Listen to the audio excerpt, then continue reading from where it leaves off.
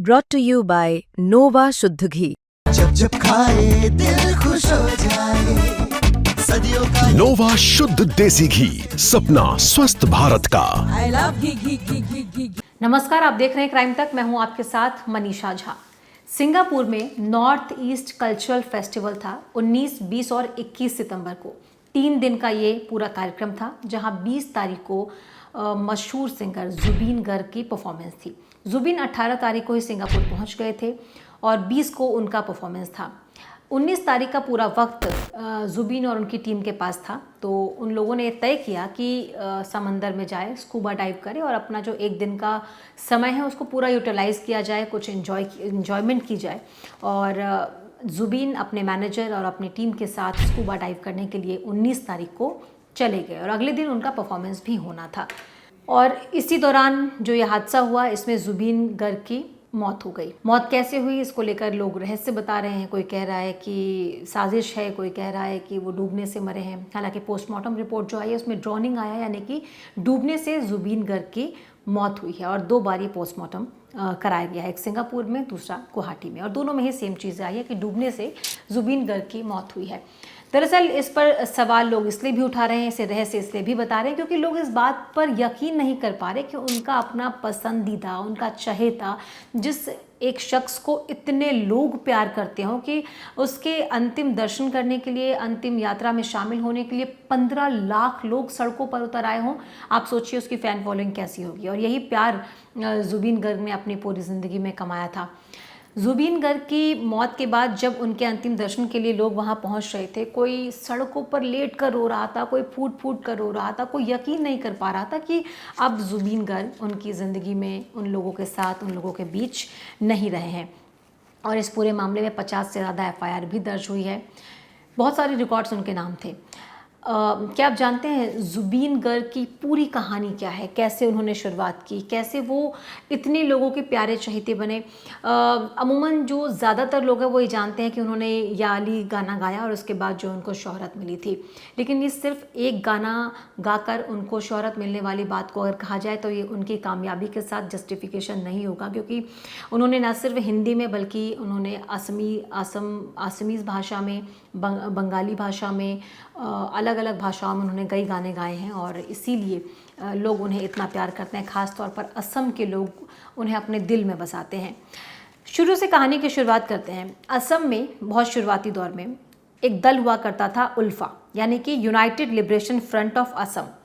इस उल्फा का कहना था कि असम को एक अलग पहचान इस देश में रहते हुए नहीं मिलेगी, इसीलिए उन्हें एक अलग राष्ट्र का दर्जा चाहिए। असम को एक अलग राष्ट्र, एक नेशन के तौर पर जाना चाहिए, इसलिए अलग राष्ट्र उसे घोषित किया जाए। उसके लिए उल्फा ने हिंसा का जो तरीका है वो अपनाया, यानी कि मारपीट और लूट करना, आगजनी कर देना, इस तरह की चीज़ें जो है हिंसा वो पूरे प्रदेश में करने लगे। और जब भी कोई ऐसी चीज़ होती है तो अगर वहाँ के कल्चर पर, अगर वहाँ के गीत संगीत पर, वहाँ की कला पर अगर प्रहार किया जाए, अगर अटैक किया जाए, तो वो चीज़ ज़्यादा दूर तक पहुँचती है या फिर ज़्यादा उस चीज़ पर घात पहुँचती है जिसके लिए वो लड़ रहे हैं, वो चीज़ जल्दी अचीव होती है, ऐसा माना जाता है। इसीलिए इस उल्फा जो संगठन, जो दल था, उसने भी वहाँ की कला पर वार किया। उल्फा ने ये पूरे प्रदेश में ऐसा आतंक फैलाया कि जो भी असम का सिंगर है, जो असम का कोई भी सिंगर, एक्टर, कुछ भी है, वो सिर्फ असम की भाषा में ही, असमीज़ में ही गाने गाएगा, वो किसी दूसरी भाषा में, हिंदी या बंगाली में गाना नहीं गाएगा।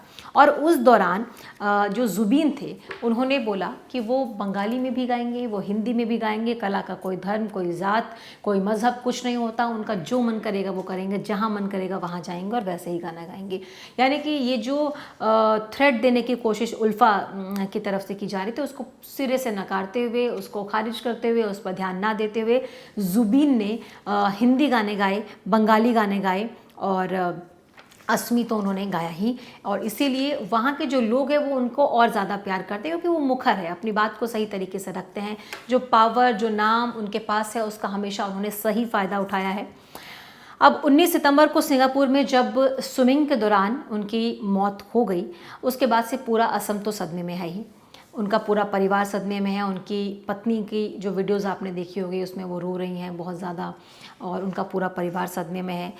जुबीन के पिता एक मजिस्ट्रेट रहे हैं और कवि भी रहे हैं, इसीलिए घर से ही उन्हें कवि गाना इस चीज़ को लेकर पहले शुरुआती दौर से बचपन से ही इस चीज़ के मायने उनको समझ में आने लगे। उनकी जो माता थी जुबीन की माँ इली बोर ठाकुर, वो भी एक सिंगर और डांसर थी। उनके पिता मोहिनी मोहन बोर ठाकुर, जिन्होंने अपना नाम जो है वो अलग अलग जगहों पर अलग अलग छापा था, कपिल ठाकुर के नाम से वो जाने जाते थे, और वो मजिस्ट्रेट थे और साथ ही कवि भी रहे थे। यानी कि संगीत और नृत्य, ये कला बचपन से ही जुबीन ने देखा था और इसी को उन्होंने फॉलो भी किया और बहुत आगे तक लेकर गए। करीब 11 सालों तक उन्होंने तबला और असमी लोक संगीत की ट्रेनिंग भी ली है, सीखा है उन्होंने। तो ये जो उन्होंने सीखा है उसको उन्होंने बहुत ही सुंदर तरीके से, बहुत ही अच्छे तरीके से उकेरा और लोगों का प्यार पाया, बहुत शोहरत पाई। असम से निकलकर बॉलीवुड गए। बॉलीवुड में उन्होंने अपनी एक अलग जगह बनाई, अलग पहचान बनाई, लोगों का दिल जीता, लोगों का प्यार जीता, और या अली गाने के बाद जो है उन्हें एक अलग शोहरत मिली थी। 1995 में जुबीन असम से मुंबई पहुंचे थे और हिंदी फिल्म इंडस्ट्री में उन्होंने काम करना शुरू किया था और पहला हिंदी एल्बम चांदनी रात उन्होंने जो है वो बनाया था। जुबीन अगले कई सालों तक बॉलीवुड में काम करते रहे, स्ट्रगल करते रहे, अपने नाम, अपनी पहचान बनाने की कोशिश करते रहे और तभी फिल्म आई गैंगस्टर। इस एक फिल्म ने जुबिन को असम से निकालकर पूरे देश के लोगों के दिलों में बसा दिया। गैंगस्टर फिल्म का गाना या अली मदद वाली ने जुबिन को वो शोहरत दी जिसकी वजह से पूरा देश उन्हें जानने लगा था। और अब जब जुबिन का निधन हुआ तब भी ये गाना लोग उनकी याद में, उनको याद करते हुए, उनकी अच्छाई को याद करते हुए, उनके टैलेंट को याद करते हुए आज भी लोग गा रहे हैं, सुन रहे हैं। इसके अलावा कांटे फिल्म का गाना जाने क्या होगा रामा रे, ये भी जुबिन ने गाया। हालांकि इस गाने को तो बहुत शोहरत मिली पर इस गाने के साथ सिंगर का नाम जो है वो ज़्यादा नहीं रहा था। हिंदी सिनेमा में अपने करियर को उन्होंने बहुत बेहतरीन तरीके से बनाया, बहुत अच्छी कामयाबी हासिल की और वो पीक पर थे।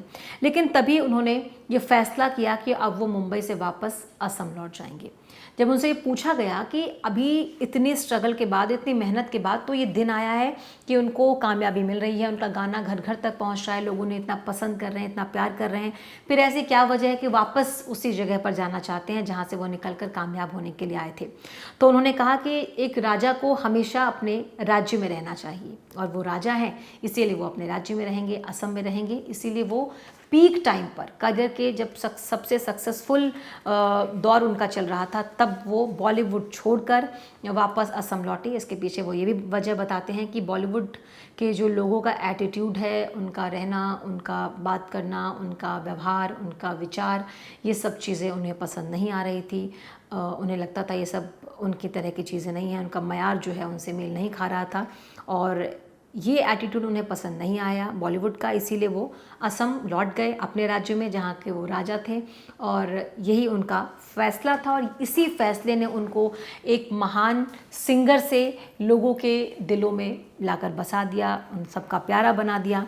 इसके अलावा जुबीन को नेशनल अवार्ड भी मिला है। साल 2000 में तुमी मूर्त मथु मोर नाम की एक असमी फिल्म रिलीज़ हुई थी। इस फिल्म में पहली बार जुबीन जो है वो डायरेक्टर के तौर पर अपनी भूमिका निभा रहे थे। वो फिल्म में एक्टिंग भी कर रहे थे। इससे पहले वो कई म्यूज़िक एल्बम्स में एक्टिंग करते हुए लोगों को दिखे थे, लेकिन ये पहली ऐसी मूवी थी जिसको डायरेक्ट भी कर रहे थे और पूरी तरीके से मेन लीड रोल में इसमें वो एक्टिंग भी कर रहे थे। इसके बाद उन्होंने मोन जाई नाम की एक फ़िल्म बनाई और ये फिल्म कुछ 4 बेरोज़गार लड़कों के ऊपर सेंटर्ड थी, उसको ध्यान में रख के बनाई गई थी। उस पर नेशनल अवार्ड्स से सम्मानित किया गया था जुबीन गर्ग को। नेशनल अवार्ड जो है उन्हें मोन जाई नाम की फिल्म के लिए दिया गया था। इसके अलावा सिर्फ गाना डायरेक्ट करना, एक्टिंग करना ही नहीं, जुबीन मार्शल आर्ट्स में भी बहुत ट्रेंड थे। वो किक बॉक्सिंग किया करते थे और एक एक्टर, सिंगर, डायरेक्टर और स्पोर्ट्स में भी उनकी ये कला जो है वो लोग उसको जानते थे, उसको पहचानते थे और इस तरीके से उन्होंने अपना एक नया अच्छा कामयाब सिंगर के तौर पर नाम बनाया। नेशनल अवार्ड उन्होंने जीता और कई अलग अलग भूमिकाएं उन्होंने फिल्मों में भी प्ले किया, ये रोल अदा की और साथ ही साथ अपनी ज़िंदगी में भी उन्होंने कई अहम अलग अलग किरदार निभाए और हर किरदार में वो बिल्कुल सफल साबित हुए। इसके अलावा अब ये है कि ठीक है, गाने गाए उन्होंने, लोग बहुत सारे सिंगर्स आते हैं, गाना गाते हैं, लोग उन्हें बहुत पसंद करते हैं, लेकिन जुबीन ने ऐसा क्या किया कि 15 लाख लोग जो है वो उनके लिए सड़कों पर आ गए, उन्हें इतना पसंद कर रहे हैं, उन्हें इतना प्यार कर रहे हैं। और ये भी बताते हैं लोग कि ज़ुबीन दिन के वक्त आराम करते थे और रात में वो काम करते थे, और वो सिर्फ काम नहीं करते थे, बेधड़क बेतहाशा काम करते थे। एक रात में 36 गाने ज़ुबीन ने गा दिए थे, 36 गानों की रिकॉर्डिंग कर दी थी। वाकई ये भी एक रिकॉर्ड है।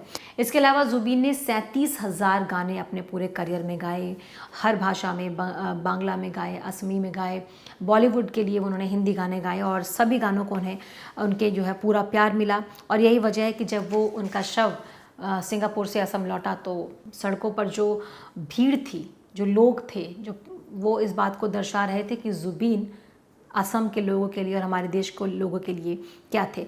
अब वो देखिए सक्सेसफुल थे, सिंगर अच्छे थे, डायरेक्टर थे, एक्टर थे, स्पोर्ट्स में बहुत अच्छे थे, किक बॉक्सिंग किया करते थे, लेकिन सिर्फ इतना ही नहीं, अगर उनको कामयाबी मिली तो इस कामयाबी का कितना उन्होंने फ़ायदा लोगों को पहुंचाया। सुनिए, वहाँ के जो लोकल कलाकार थे उनकी मदद करते थे, खिलाड़ियों की आर्थिक मदद करते थे जितना वो कर सकते थे।